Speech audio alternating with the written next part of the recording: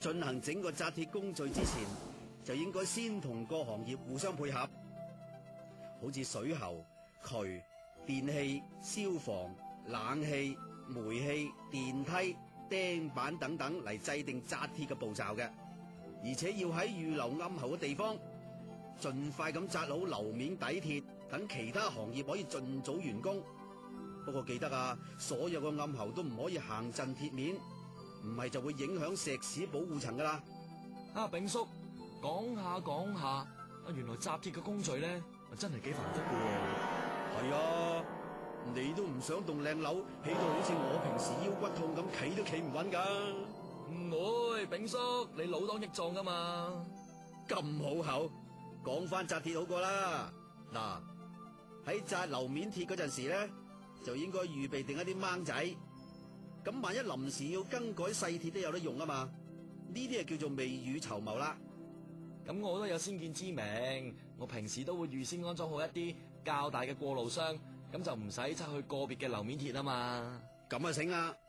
如果唔係咧，就要好有手尾，拆完裝好，再即刻將樓面鐵紮翻好先得噶。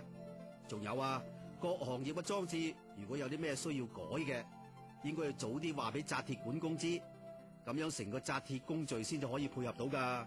至於流窿同套筒嘅位置，除咗要準確同埋符合 size 之外呢，仲要照住師傅圖嘅指示，喺正確嘅位置加上防裂鋼筋，就即係 trimming bar， 用嚟加強石屎嘅內拉力，防止石屎喺收水嗰陣時呢會喺流窿位置產生裂縫嘅。即係好似阿炳嫂做孖屎做到收晒水裂晒咁樣，好恐怖噶嘛。炳嫂佢就裂唔裂得咁恐怖噶啦。另外為咗避免會破壞到紮好嘅鐵，樓面亦都必須要有足夠嘅橋板嚟做通道，唔係紮得幾靚都冇用啊。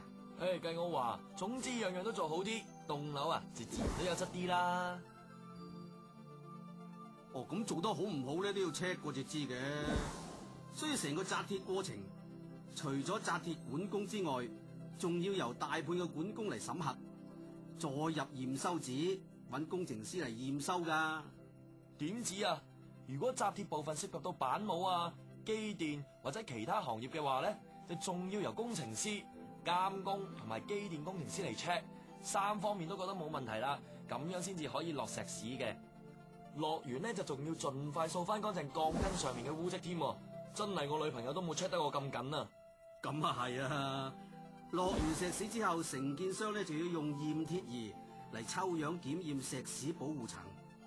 如果發現有唔足夠嘅話，承建商就要即時檢驗晒所有嘅同期石屎保護層，同埋提出補救嘅方法，俾則師睇過之後 OK 先至用得噶。